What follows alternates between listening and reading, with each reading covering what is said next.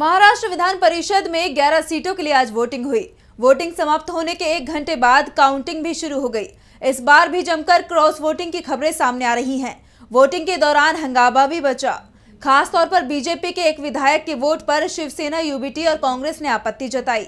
तो कितने विधायकों ने डाले वोट और क्या रहा चुनाव परिणाम, देखिए इस रिपोर्ट में। महाराष्ट्र विधान परिषद की सभी 11 सीटों के चुनाव परिणाम सामने आ गए हैं, जिसमें सबसे चौंकाने वाला परिणाम मिलिंद नार्वेकर को लेकर है।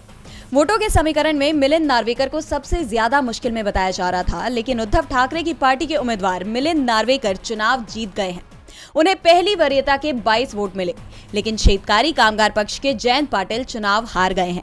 एमएलसी के चुनाव परिणामों में बीजेपी के सभी 5 उम्मीदवार चुनाव जीत गए हैं। पंकजा मुंडे, अमित गोरखे, परिणय फुके, योगेश टिलेकर सभी पहले दौरे की काउंटिंग में ही जीतने में कामयाब रहे। चुनाव में जीत हासिल करने के लिए पहली वरीयता के 23 वोटों की जरूरत थी और बीजेपी के इन चारों ही उम्मीदवारों को पहली वरीयता के 26 वोट मिले।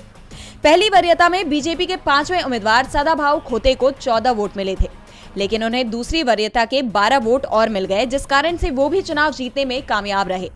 तो दूसरी तरफ अजित पवार गुट वाली एनसीपी के दोनों उम्मीदवार पहली वरीयता के वोटों के आधार पर ही चुनाव जीत गए हैं।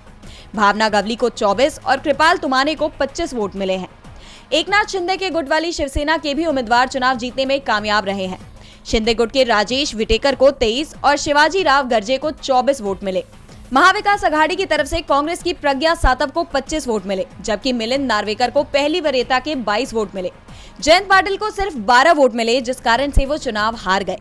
जबकि पहले माना जा रहा था कि कांग्रेस के वोट जयंत पाटिल को ट्रांसफर हो सकते हैं, लेकिन अंतिम समय पर कांग्रेस ने रणनीति में बदलाव किया और जाटिल की जगह नार्वेकर के पक्ष में वोटिंग कराकर उनकी जीत तय कर दी।